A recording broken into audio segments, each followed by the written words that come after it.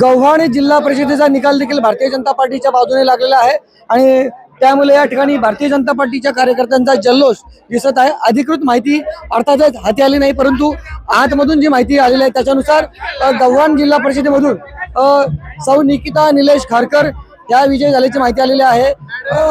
वहाड पंचायत समितीच्या वितेश त्र्यंबक म्हात्रे हे विजय झालेले आहेत आणि गव्हाण पंचायत समितीमधून सौ जिज्ञासा किशोर कोळी या विजय झाल्याची माहिती मिळाली आहे। तिन्ही उमेदवार अर्थातच भारतीय जनता पार्टीच्या असल्याची माहिती आहे आणि त्यामुळे आपण पाहूया की या ठिकाणी या कार्यकर्त्यांनी या ठिकाणी जल्लोष साजरा करायला सुरुवात केलेली आहे।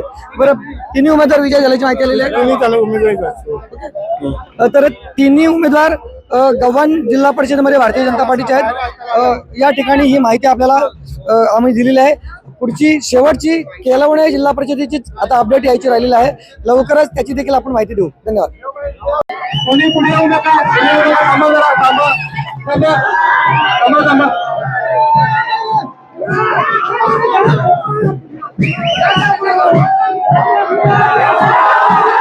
पुढे जर का सर्वांनी पुढे जायचं, शेवटच्या टप्प्यामध्ये सहकार्य करा, पुढे चालत राहा। सर्व कार्यकर्त्यांना विनंती आहे, कोणीही निष्कारण थांबणार नाही, चला पुढे चला।